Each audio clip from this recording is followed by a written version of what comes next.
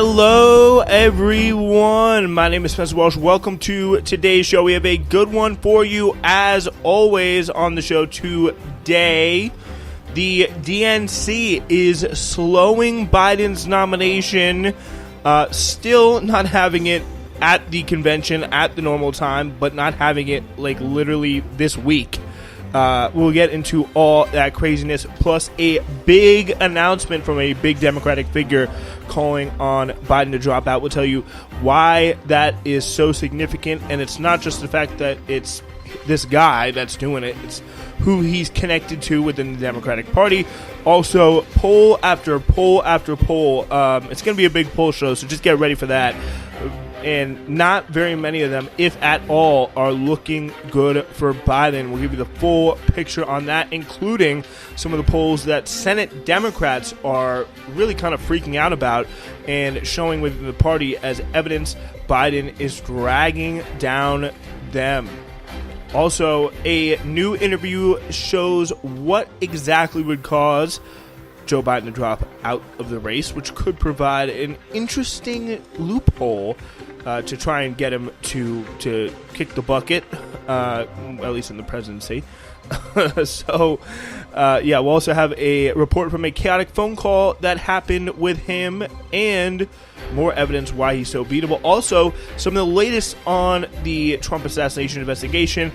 The RNC will have some things for you on that as well,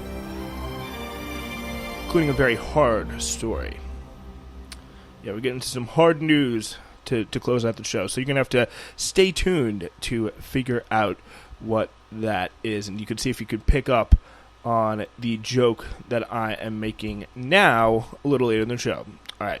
We've already wasted too much time. Let's get into this. DNC slowing Joe Biden's nomination as party discontent persists.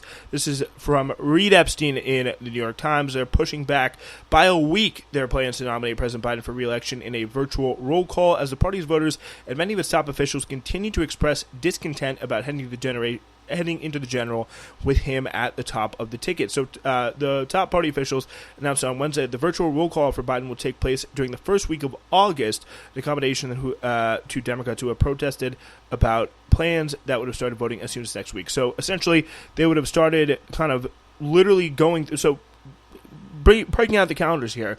The convention, where pretty much all other times you go through, as they did two nights ago in the Republican convention, and they go through Georgia, and then they get a guy with a microphone and be like, Georgia proudly casts our 38 electoral votes for Joe Biden, and it's in the convention hall. Everyone's like, woo! But, because, again, Joe Biden is totally fine. He is well-equipped to run for president.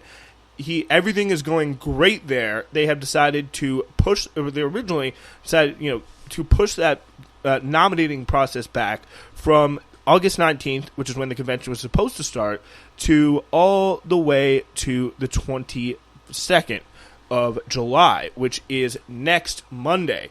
So, and I believe they were going to start that process, they were going to ratify that process this Friday. So instead, they have decided to start it on the 29th, which is about a week, obviously, after next Monday. So this is after we had seen a pretty... So a lot of these representatives get behind this letter that's been kind of circulating over the last few days, essentially saying, Dear Democratic National Committee members, we write to share our serious concerns about the DNC's plan to hold a virtual roll call starting as early as the 21st of July. There is no legal justification for this, and we respectfully but emphatically request that you cancel any plans for an accelerated virtual roll call and further refrain from any extraordinary procedures that could be perceived as curtailing legitimate debate within the party. So, you continue to see these polls, they continue to kind of have a little bit of a freak out. The suggestion for the timeline for the virtual roll call has been accelerated is false, the DNC chair Jamie Harrison said in a statement. The timeline for the virtual roll call process remains on schedule and unchanged from when the DNC made the decision in May, they said, which is a little bit not true, because they were saying all this stuff about because Ohio threatened to not put Biden on the ballot because the party's convention was after their deadline for ballot application. Ohio changed the rule, but the DNC has pushed forward, arguing the legislature could, in theory, reverse itself. So, they're just being like, please, Ohio, I swear it's Ohio. But it's really not Ohio. It's the fact that they are, most of the party is shitting their pants with regards to nominating Biden.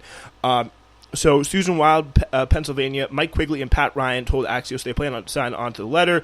Quigley and Ryan in public called on Biden to withdraw. Susan Wild kind of privately hinted that in a swing state. Mike Levin of California, who told Biden he should drop out during a call with the Hispanic caucus members on Friday, will sign the letter as well. So, of course, we now know that letter, pushed through with support from, Jared Huffman was another one of the people who had kind of really organized fellow Democrats to pressure DNC to delay the process, calling the party's new timeline a positive step, but saying it was not likely to alleviate concerns about Biden's viability. So, this has also come after, really, this was a pretty much top-down, every single, maybe not every single, but pretty much the vast weight of the Democratic caucuses in both the Senate and the House were just like, no, we are not going to push Biden through starting, in 3 days or 4 days. Like, that's absolutely ridiculous, especially a month before the convention. Like, that is a joke. Even if he does stay in, even if he somehow, is the nominee after all this bruising that he's taken from his own party, we are not going to play this game. It is just not smart. So Chuck Schumer and Hakeem Jeffries both advocated for the schedule change, which is a kind of a big sign of them saying, hey, we're not so sure about this. We want some more time. We are, again, as I said, kind of shitting our pants here. And Biden's week debate showing his uneven public appearances and struggles in the polls have raised deep worries within the party and within the party's kind of base as well.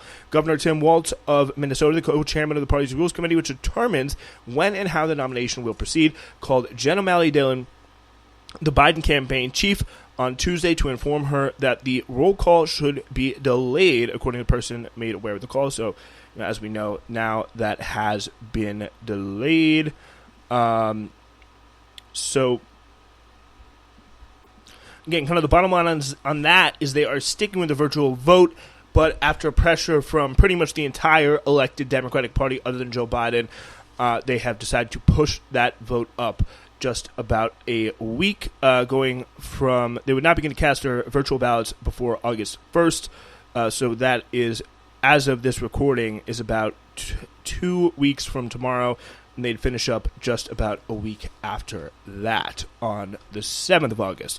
So meanwhile here, not only do we have some pretty strong, dissent, I guess, with the general kind of Democratic Party and this kind of ridiculous plan to speed up the nomination process and have them officially nominated a month before the convention, literally starting on the 21st of July, which is ridiculous. But they also have Adam Schiff calling on Biden to drop out of the debate today. Someone who, and is very, very critical here. He has a very close relationship with Nancy Pelosi. He essentially comes out and says, again, top ally of Nancy Pelosi, as the New York Times put it, our nation is at a crossroad. A second Trump presidency will undermine the very foundation of our democracy, and I have serious concerns about whether the president can defeat Trump in November. He I think very accurately said the only reason this is close is because of Biden's age. He has a good record, which I think, we can debate until, the cows come home from a actual kind of political what I agree with politically, what you agree with politically. We could debate that, back and forth till the cows come home. But he does have a record that is more, defensible, more popular than the Republicans if he had the ability to make the case, which he just, has shown time and time again. He does not. So this is a very, very significant move. And Adam Schiff is a very significant top Democrat in the House who is very likely to be a senator when push comes to shove in November, because he's running to fill the seat left vacant by Dianne Feinstein. So That is going to be a pretty big thing. It's also someone who's very close to Pelosi, so that, just like we've kind of seen before, Pelosi's comments on Morning Joe kind of swinging that door back open in terms of the Democratic revolt, her, kind of giving a little tap on the shoulder to Adam Schiff, saying, hey, maybe you want to maybe take some action here. And again, he's echoed Pelosi saying the decision is the president's to make, but I think he should drop out. Time to make that decision correctly, I guess, is the way Adam Schiff and Pelosi on Morning Joe phrased it. Bottom line there is this is a sign that a significant part of the Democratic Party is not happy with Biden. Pelosi is not happy with Biden, wants him gone, and is hearing from a lot of people within the Democratic caucus to come to that conclusion. And her way of acting on this is to essentially have Adam Schiff come out and do this and take this move as kind of one unified, almost Pelosi world front. There's not really kind of ideological factions in the Democratic Party, but there's different worlds around different major candidates that have been big figures in the Democratic Party. There's a Biden world, Obama world, Pelosi world, whatever, Schumer allies, Jeffries allies, there's all these different forces, and Pelosi's quote-unquote world is incredibly significant, and, that's what we see. Her coming out, saying this, really shows the fight and the discontent within the Democratic Party. We always have known it's there, but it's not something that they are at all done acting on yet. So with this Pelosi stuff, and with the kind of continued, pressure the Democrats put on the DNC to push the nominating back, and the Pelosi kind of acting through Adam Schiff, it shows that the rank-and-file elected Democrats are not going to be letting this go anytime soon. So you can expect more to come on that. And the voters are not very happy either. They are looking to take more of a, kind of more of an aggressive, looking to see the Democrats take more of an aggressive approach. According to AP NORC poll, nearly 2/3 of Democrats say Joe Biden should withdraw from the presidential race and let his party nominate a different candidate, according to a new poll sharply undercutting his post-debate claim that the average Democrats are still with him, even though some big names are turning against him. As the 3 in 10 Democrats are extremely or very confident he's mental capable. Just 3 in 10 Democrats, not just Americans, Democrats, which is slightly down from the 40% in the AP NORC poll in February, think that he has the capacity or the ability to serve. Meanwhile, as VP, Kamala Harris receives additional scrutiny and talk about whether Biden should bow out. The poll found her favorability rating is similar to his, but the share of Americans who have an unfavorable opinion of her is slightly lower. The support provides some evidence that black Democrats are among Biden's strongest supporters, with roughly half in the survey saying that he should continue running, which means half say that he shouldn't. So, if half of your strongest voter base does not even want you in the race, that is not a very good sign at all. Looking more at the national picture, Biden has not led in, or has led in all but 2 polls since the debate, and another 3 have been tied. He's led by no more than 2 points. Pretty much every other poll Trump has led since the debate. No surprise really there. I believe that number there for Biden on the dropout number is higher in a lot of the swing states, which is really, really kind of incredible to see. Some just general kind of polls that have been coming in, throughout the states, some of the key states in the kind of Biden-Trump matchup. We've had 2 in the last few days, one from Georgia that has Trump up by 3, one from Michigan that also has Trump up by 3, and in the last, I believe we talked about the New York Times Siena polls. Also, there's one from a Democratic-sponsored group, so you take that with a bit of a grain of salt there, but that has Biden up by 1 in Michigan, which is all going to be a pretty tight one as well. Let's just do another kind of quick poll run through here. In a key battleground, Michigan's 7th that they're trying to poll, a Noble Predictive Insights poll in a battleground, Michigan's 7th district, which Biden won by 1 in 2020. Trump is now up 8, Harris up 6, interestingly, or Harris down 6 to Trump, interestingly. So Biden down 8 there, and then it's district that he won by 1 point in 2020. Probably, Michigan 7th, they're going to be pretty key to winning that state in general. Another poll had him up 5 in Virginia. Trump up 6 in Georgia, going to Florida Atlantic, which is not the best pollster. Trump was up also 6 on Harris. Interesting to see they're starting to poll these now. In New York, 19th, which is a kind of upstate part of New York that Biden would really like to see win, but it's also going to be pretty big in terms of the House as far as that concerns. Mark Molinaro up on Josh Riley there by 9. Again, this is a district that Biden won by 5 in 2020, so another sign of things dragging down. 79% of Dems approve Harris taking over if Biden steps aside, according to The Economist. And in the most recent General Economist poll, Trump is up nationally by 2 as we scroll through here. But also want to go to some polls. This is in Semaphore, where they really kind of get into the Senate polls that have been really, scaring a lot of people. So Senate Democrats and campaigns have been circulating polling from a liberal outside group showing President Biden hurting their candidates in comparison to other potential nominees, a source familiar with the survey told Semaphore. The source added that Democrats who would review the survey included people known to speak with the president. Semaphore obtained a memo describing the survey, which was conducted by Welcome PAC, a group that focuses on winning voters in red-leading states and districts. The poll was conducted on the 8th of July before the recent attempt on Donald Trump's life and polled 3,044 voters in 11 states with relevant races. In it, they asked voters whether they would support their state's candidate if Biden, Vice President, state Senate candidate if Biden, Vice President Kamala Harris, or Governor of Michigan Gretchen Whitmer were on the top of the ticket. Give a little biography of each.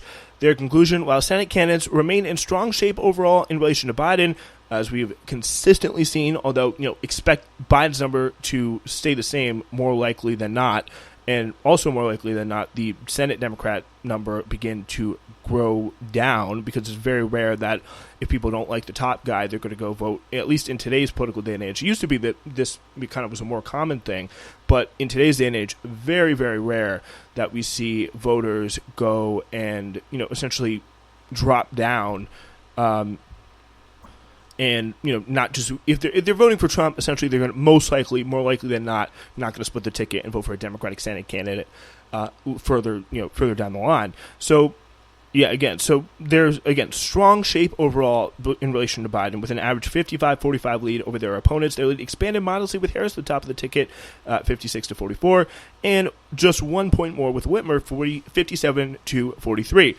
This research suggests that there may be merit to the concern the down ballot effect of an unpopular presidential nominee. The survey also modeled estimated gains for candidates in one illustration, which appeared to be especially pronounced in Whitmer's home state of Michigan, which projected a double-digit shift. Harris pushed the Senate candidate up by marginally more than Whitmer in Arizona, but no other state. A source familiar with the polling methodology said the section, which was separate from the top-line polling of individual candidates, was based on a multi-level regression, which essentially just means they put a lot of different data in there to consider to create kind of a broader forecast in terms of who they essentially decided to call. So that bottom line with just generally all these polls here, you can really kind of see as they continue to get worse, the discontent, the fear within the party, the pants shitting. We're not just bedwetting, we're pants shitting now. I've just moved us up here, at least on the Democratic side. That will continue, that will grow, and the calls and the aggression of the calls will grow. And one of the biggest indicators of it will be, again, the kind of talks they have back home at their districts, but the indicator that we can all see and kind of predict off of a lot better, which is also going to be a very, very important indicator and a more scientifically accurate indicator that the representatives are going to use in their call, if they make a call for Biden to step down and they really try and push him out, will be the polls. And they, so far, it seems, at least on the Senate side, are not liking what they are seeing, but the House side as well, and pretty much generally, things do not seem to be in a good situation for Biden, as we have just recapped. So, elected Dems not happy, polls not looking good, elected Dems looking at polls as they continue to get worse, and, there's no certain point where if they pass this point, they'll force them out, but as they continue to get worse, the anger and the fear and the desire to push them out, to do something drastic, to get a little crazy, is only going to grow. So, another space to watch very closely. And the polls are going to be, again, the leading indicator on that. As Biden has kind of been forced to come out a little bit more, we have kind of continued to see some of these more embarrassing moments, whether in the aftermath of the Trump shooting, the battle box, former Trump instead of former President Trump. It's like former Trump. Come on. But, just continually losing his train of thought, really, struggling to keep it together, show that he has a well-functioning brain that is completing all of his thoughts. And just, again, in a lot of different circumstances through a lot of different angles. And I think this obviously raised the question, obviously what we spent the last 19 minutes talking about as well, raised the question, what is it going to take for him to drop out of this race? And he just, lowered the conditions down a little bit from the Lord Almighty coming down to tell him to come out. Then this is what he said just recently, which is a bit of a lowering, to say the least, on BET with a new interview that's coming out. Is there anything that you would look to, you personally, not anybody else, not other pundits, not even perhaps family members, that you would look to say, if I see that, I will reevaluate? If there had some medical condition that emerged, if the doctors came to me and said, you got this problem, that problem. But I made a serious mistake in the whole debate. And look, when I originally ran, you may remember it, I said I was going to be a transitional candidate. And I thought that I'd be able to move from this, just pass it on to someone else. But I didn't anticipate things getting so divided. And quite frankly, I think the only thing age brings is a little bit of wisdom. And I think I've demonstrated that I know how to get things done for the country, in spite of the fact they're told we couldn't get it done. But there's more to do, and I'm reluctant to walk away from that.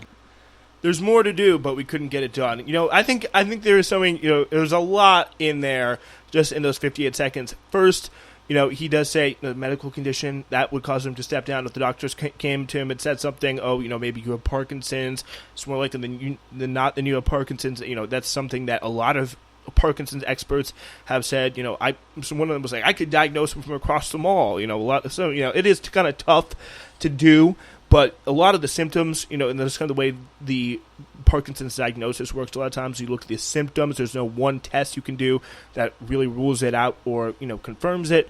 But it's a very symptomatic thing. And a lot of people have said, it looks a lot like a lot of the symptoms are there with the stiff gait, the voice problems, the movement problems.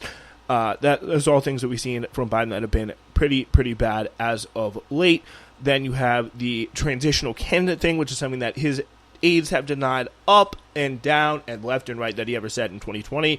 But it was a vibe that he definitely did say, and a lot of voters really got that sense. But now he's saying, not only is he just coming out and saying it, but he has this, which is, something that's going to fuel a lot of this stuff, because like a lot of voters, a lot of Democratic, elites, I guess, quote unquote, just people within the Democratic Party who are professionally employed by that, either as elected officials or kind of other officials, they're going to be like, hey, you did say that. The voters will start to remember that too. Oh, you did say that. Like, that is something that you did make a commitment to, because you knew at the time it would be crazy to have an 86-year-old in the office of President of the United States, which is obviously what it'll be if he somehow wins and finishes his whole second term.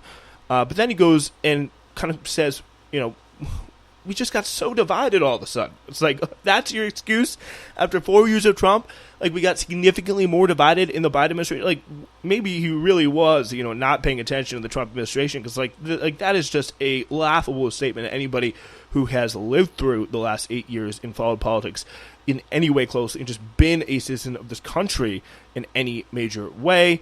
And then and this last part is just a blatant contradiction here. I know how to get things done for the country, in spite of the fact they're told we couldn't get it done.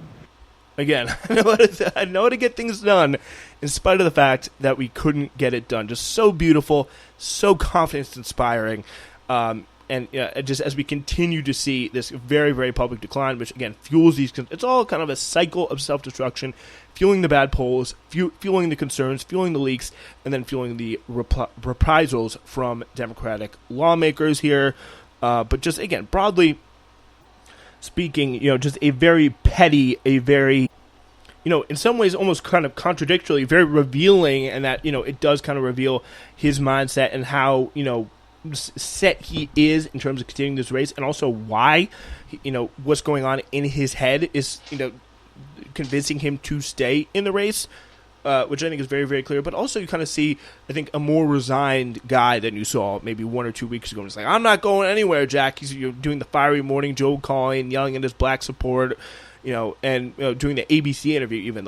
I think this Biden, after these 2 weeks, and especially doing the BT interview, which was just today, after all of this is starting to start up yet again for a third time, 3 different bouts of, will he or won't he stay on the ticket, that is going to be something that is driving him crazy.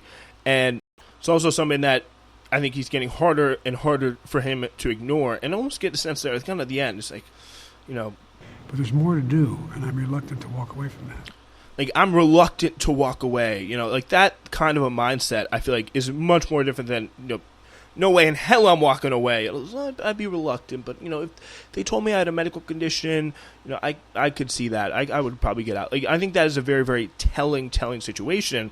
And I think it's only going to continue to get worse when you put up just general performances like this. I was just talking to the NAACP in Las Vegas yesterday. I know you say, Joe, you may not have a Congress. Well, guess what? You all told me I couldn't pass the Inflation Reduction Act. You all told me I couldn't face it. Anyway, we did it. We're going to bring rents down, as I said. We're going to build 2 million affordable homes. And cap rent increases of 5% a year so corporate landlords can't. God. Anyway, I would get going. I'm going to get very upset. But there's gouging America. And by the way, not only saves lives, it will save taxpayers. Just what I did on the first round on dealing with Medicare. It saves the taxpayer Medicare $160 billion because they don't have to pay these exorbitant prices to these anyway. Oh my goodness! Yeah, those are 3 different separate times in that clip. One time where he said the 55% versus the $55 versus 5% in terms of his fake rent policy, which is just so BS. It's not even worth taking a look at. And it's like, oh, now he's finally going to pack the court. It's like when my presidency is completely dead in the water. That's when I'm going to start to do radical change. And the people like Bernie Sanders who are falling for it. I don't even know if we have enough time to go to that interview, but boy, is that some craziness. Yeah, this just broadly here, the bottom line, it's just putting up this again and again, just cycle of very embarrassing moments like this, where he's just really showing time and time again that he is not able to put these thoughts together. He's not able to finish these sentences. He's not able to put out complete ideas. He's not even able to speak clearly, speak confidently. And that's becoming more and more obvious to so many people, and it's really concerning. I think even some people in the Democrat, I think there's a very fine line about people who knew and tried to push it away versus people who generally believe the BS and just came out and were like, whoa, what happened to him? I thought he was, still strong and keeping up with all the young whippersnappers in the White House and showing them what's what. This is not the Biden I heard about. I think there are some people who believe that, but this is really breaking their perceptions day after day after day. And I think it is becoming time, and I think it's very, very notable there that he says in that interview, the previous BET interview, he's just like, oh, he's just a transitional candidate. I said I was a transitional candidate. Again, that is something that the White House has said, oh, he didn't mean that. He didn't. But again, just comes right out and says it, completely blows that, quote-unquote cover. And then with this BS about, oh, we're suddenly all really a divided country the moment I got in office, I think that shows, A, that he knows what is the problem. He knew it back then, and he knew that this, pushing this age on the American people, so someone of his age on the American people is always going to be unfeasible. But just because of that legacy, because of that arrogance that so many people have talked about, that have known him and reported on all that, Like, he is pushing on in spite of it all. And I've always said this, it's going to take a real putting down of the Democratic Party's foot to do something that they did not, are very not comfortable doing, which is being radical, being aggressive, being assertive, and telling this old man who kind of in the heart of hearts knows that he is hurting the party, hurting the country and all that, but has decided to push on anyway that, it's time to go. Whether you like it or not, time to go. So this also comes in the context of Puck News reporting on a pretty chaotic call for the president. This was right before the Trump rally in Pennsylvania. This is the Hill moderate Democrats, the New Democratic Caucus, saying that really their ability to win was under threat. Both Biden and the moderate Democrats, many of them frontline, swing district Democrats. The call was even worse than the debate. One of the participants told me he was rambling. He'd start to answer, then lose his train of thought. Then would just say whatever or anyway. He couldn't really complete an answer. I lost a ton of respect for him, and that's that was probably one of the people that I was just talking about before that believed the hype. But now when they actually talked to him, because it's not like he was meeting with the lawmakers, rank and file lawmakers, very frequently throughout his entire presidency, they're meeting with him now, and they're seeing, holy shit, like, this guy is just completely incoherent. A second participant in the call confirmed this characterization. The president was rambling, dismissive of concerns, unable or unprepared to present a campaign strategy, and had a particularly troubling exchange with Jason Crow, saying to him, "Tell me something you've never done with your Bronze Star like my son." Tell me something you've never done with your Bronze Star like my son, this member of Congress told me. Had the assassination attempt not occurred an hour later, I imagine 50 people on that Zoom were ready to come out publicly against him. Biden ended the call on Saturday just after 5 p.m., saying that his staff, by saying his staff told him it was time for mass. The attempted assassination shortly after took place at 6 p.m. A third participant confirmed the description as well. The full quote on this call was, first of all, I think you're dead wrong on national security, is saying to Jason Crow. The emotion at times garbling his words. You saw what happened recently in terms of the meeting we had with NATO. I put NATO together. Name me a foreign leader who thinks that I'm not the most effective leader in the world on foreign policy. Tell me who the hell that is. Tell me who put NATO back together. Tell me who enlarged NATO. Tell me who did the Pacific Basin. Tell me who did something that you've never done with your Bronze Star like my son. And I'm proud of your leadership. But guess what? What's happening? We've got Korea and Japan working together. I put AUKUS together anyway. So, yeah, it just hits the anyway there and kind of finishes after a long pause. Really pissing off some of the most moderate, some of the most ostensibly pro-Biden Democrats here with this, just, again, revealing himself to be this person that he's always known he is. Some of the top Democrats have always known he is, but it's all coming out now. They've made their bed. They are refusing to lay in it.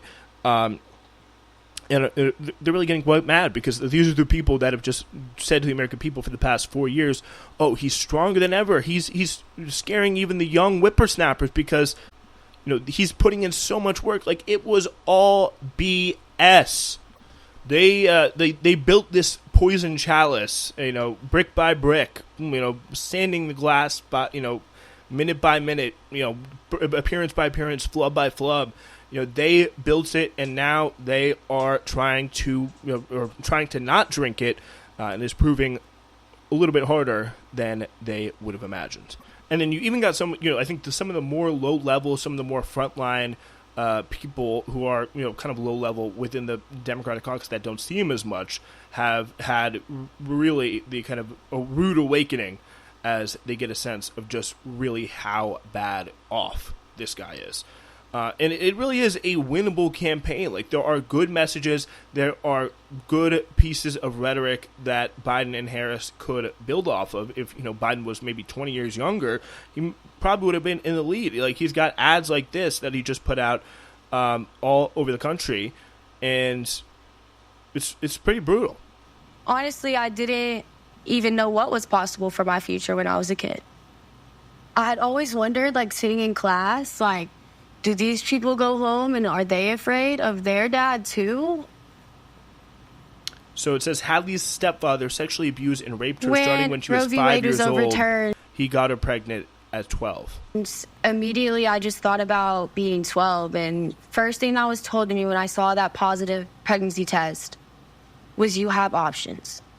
And, you know, if Roe v. Wade would have been overturned sooner, I wouldn't have heard that. And then it had me thinking that there's someone who doesn't get to hear that now. Girls like me across the country are suffering. Their futures are being ripped away. Trump and J.D. Vance don't care about women.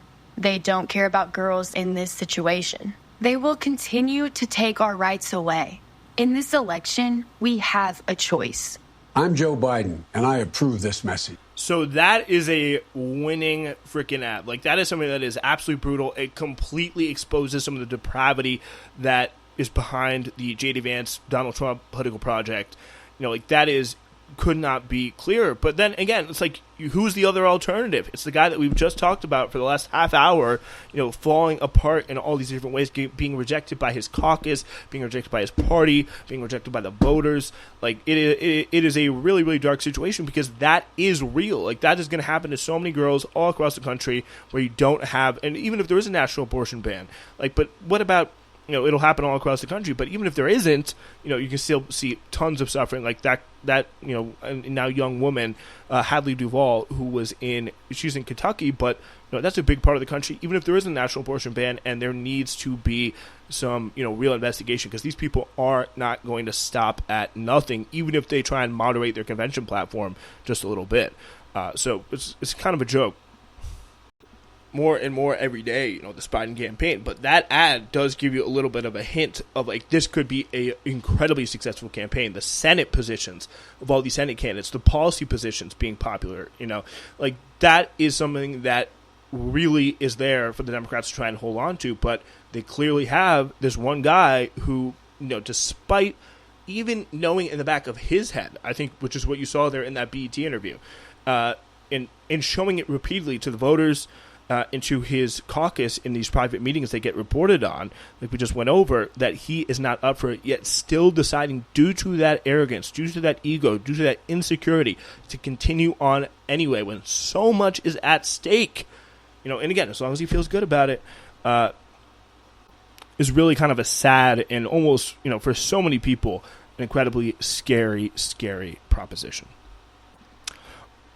All right, to our next story here. New details have emerged on Wednesday about the attempted assassination of Donald Trump, as a county official revealed that at least one local police officer had fired on the would-be assassin as shots erupted at a campaign rally, but it was uncertain if the local officer had hit the gunman, who was killed by Secret Service snipers, the agency said. The revelation came in a New York Times interview. And by the way, this reporting here is from Eduardo Medina and Gianna Smilek of the New York Times. So they interviewed Richard Goldinger, the DA of Butler County. So it added that another detail to the timeline of the assassination attempt, as the Secret Service faces intense scrutiny over its security precautions at the former president's campaign event on Saturday in western Pennsylvania. It remained unclear how much time elapsed between when the local officer, whom Goldinger described as a sniper, through another law enforcement official, another law enforcement official said it was an officer on the ground. So a sniper officer at the ground, we don't know, fired at the would-be assassin, and when Secret Service agents eventually killed the shooter, who rained gunfire on Trump and spectators from the roof of a warehouse building in the same complex where local police snipers were also stationed. So really kind of a crazy situation that they let him get up there. Leaders of the FBI and Secret Service will brief members of Congress on Wednesday in the investigation of the gunman and the Office of the Homeland Security about the investigation of the gunman, and the Office of Homeland Security Department Inspector General said has opened a new investigation of the Secret Service. The announcement came a day after the agency and local police agencies gave contradicting accounts about security at the event in Butler, Pennsylvania. Republicans have called on the Secret Service Director Kimberly Cheadle to testify in Congress next week, including, to talk about when local police told agents before Trump began speaking they're investigating crowd reports of a suspicious person. So you get the local police right now seem to be doing a little bit better in this. The Secret Service is really, conflicting them in a big way. While the gunman was scaling the roof of a warehouse less than 500 feet from Trump, 3 local law enforcement snipers were inside the same complex of buildings. The director of Secret Service said on Tuesday that the local forces were in the warehouse that the sniper fired from, but a local law enforcement official contradicted that, telling the New York Times the officers were adjacent to the building, in another building. The discrepancy is just one unsettled element of many about how they broke down. The gunman his phone is now in the FBI lab in Quantico. They are sifting through it for texts, emails, and other data, which I think is the wrong way to go. Look at your YouTube watch history, look at any social media, you'll find a lot more there. But they have not revealed yet whether those clues have offered any clear evidence of why the gunman, who had no known strongly held political beliefs, targeted the Trump rally. So it's a little bit of an update there. We will continue to follow how that unfolds, because you really get the sense there may be something juicy in that, with a big failure by the Secret Service. So we have the RNC continuing to go on. Branko Marsic had a great piece on this about the unity that the Republicans have tried to jokingly claim. He writes, "Well, that was fast. Immediately following the past weekend's shocking assassination attempt on Donald Trump, reports stated that the former president had an epiphany. Out was the demonization, recrimination, and incendiary rhetoric that had characterized partisan politics in the Trump era, in which some charge had created an atmosphere that led to the attempt on the former president's life. In was a message of unity, reportedly met by personal order of the candidate himself, who saw the chance to meet the national mood, take the higher ground, and bring the nation together." But that's not really what happened. Surprise, surprise. The RNC second night was instead among the grimmer few hours of political television, as speaker after speaker painted a relentlessly bleak and often dishonest vision of a country ravaged by skyrocketing crime and overrun with violent foreigners, criminals, rioters, and terrorists bent on the country's destruction.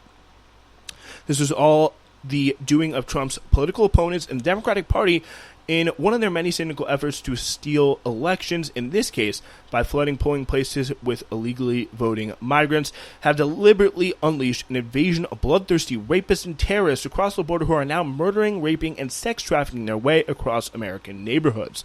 To be sure, some abided by Trump's memo. DeSantis warned that only large numbers of migrants would burden our communities rather than terrorize them, so calming down the rhetoric.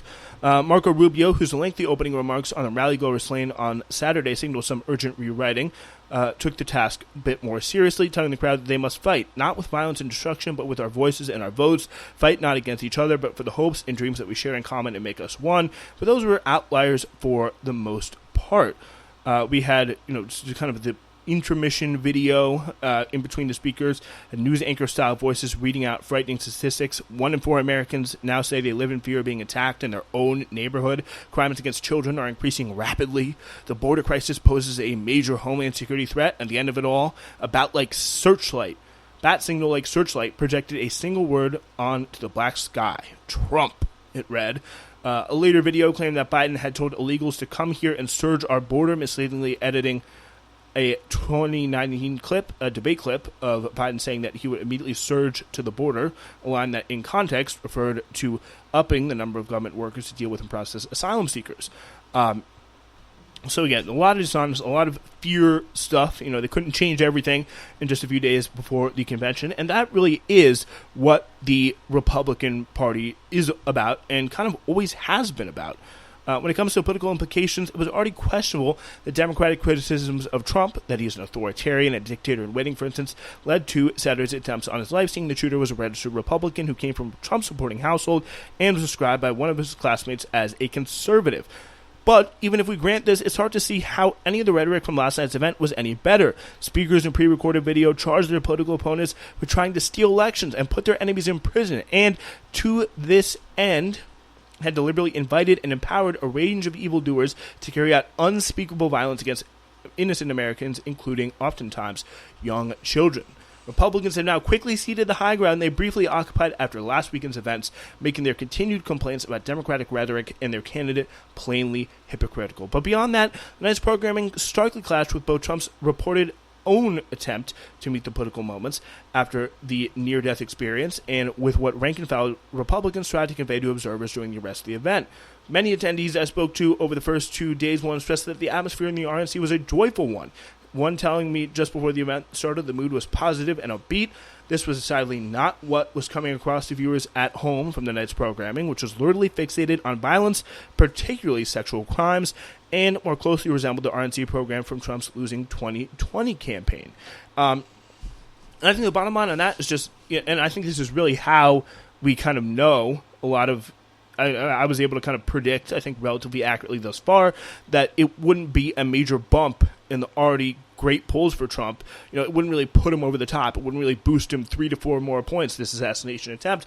It's because people are already incredibly polarized. Like, he has those people, and he has them in his camp because of the rhetoric that he has. Like, that is why they are so loyal to him, is because they genuinely believe through, just full spectrum media and cultural penetration into their lives that all this stuff that Branko Marcetic very aptly writes about is true. So it's like, how are they not going to say it, and how are they not going to do anything but just really support their loyalty, support up the ante when it comes to supporting and showing love for Trump.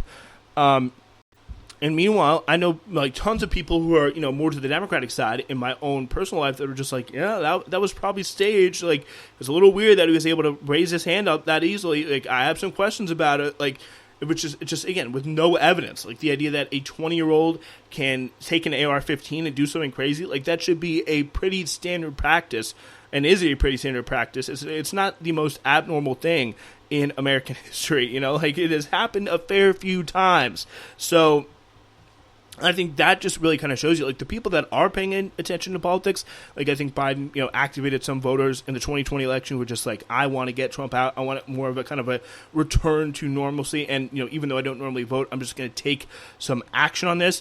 I think a lot of them have checked out or, maybe turned more vaguely right-wing, but, again, aren't planning on voting again this time. I think we can see a lot of turnout drop compared to 2020. Those people have checked out, but the people who are still in the game are becoming increasingly more, violent, I would say, especially on the right, pretty much entirely on the right. But, I guess the better word would be more deranged, like from the conspiracies around the shooting to the really harsh reaction about anyone suggesting that Biden drop out to, the blue anon, the blue MAGA stuff that we have seen mostly online, at least from Democrats, but it's also from some people that I've talked to in person that I actually know and who are lean more left, who voted pretty consistently Democrat in the past, is that they are getting pushed in this camp, to less kind of violent, less radical implication than the Republicans, but they are getting pushed more in this way as well. And the big reason is because of the rhetoric here from the political parties. And I don't want to draw this kind of equivalence between Democrats and Republicans. I think there's a whole other conversation to get into why that's not the case, but this kind of party polarization, this absolute allegiance for one team or another, with the, small percentage of Americans relatively, maybe like 40, 50% who are really deeply, deeply involved in politics, but are being pushed so far blue, so far red, just cheering for Team Blue, Team Red, and that is because of the rhetoric. You must pledge your allegiance, you must support the Democrats, you support the Republicans, or the country fails, like that kind of rhetoric. Don't ask any questions about what they're actually doing for you. Like, that is why we have such a stable, I guess, polling environment, even though, Biden seemed to be falling apart. Most national polls only have him down by 2 or 3. Swing state polls obviously a different and more relevant story, but that relative polling stability comes from the absolute iron grip of allegiance that the kind of politically involved sect has on, or has to the 2 major American political parties. All right, here's now the hard news, the serious RNC coverage. This is in Pride.com. The Republican National Convention is the Super Bowl of faceless grinder hookups. If you use Grindr these days, and honestly, who doesn't? The Republican National Convention has once again proven a prime spot to find your next faceless hookup. On the first night of the convention, the Halfway Post sent out a tweet that said, "Breaking, an executive of the the gay dating app Grindr says that Republican National Convention is basically Grindr's Super Bowl. Though the account posts halfway true comedy and satire, there's no confirmation of this quote or who said it. The tweet has still prompted a couple of people to respond with various screenshots or videos showing their experiences at the RNC with Grindr as proof of the selection. The age ranges and interests vary, but all of the profiles shown are faceless." So, very interesting stuff to consider there from Pride, as we continue to see, the freakiest gay guys in the Republican Party. I want to close out this show by playing you a bit of a message from one of the Republican Party's most prominent, most iconic, most incredible, most fabulous gays, as he sends a little bit of encouragement to some of the people who are, maybe going through some struggles at the Republican National Convention with their sexuality. So, Grindr executives are calling the RNC convention the Grindr Super Bowl. Folks, look, I'm openly gay, no qualms about it, proud conservative Republican. I met my husband on Grindr, and we've been together for 6 years, going on 7. Married for almost 3. Let me tell you something. Just Shout come out out Matt. the closet, boys. Come on. It's fun. You can be gay and conservative. But look, Grindr's already outing you anyway based on the hits. And guess who's in town? It's all you conservatives. Bye. So, take it from George Santos there, everybody. All the gay Republicans out there, come out the closet, have some fun, have a brat summer. Listen to this on the way to help your 80-year-old psycho boss pass more abortion bans or whatever. Take a page out of the George Santos book. It's been Newsflash. We're back on Friday.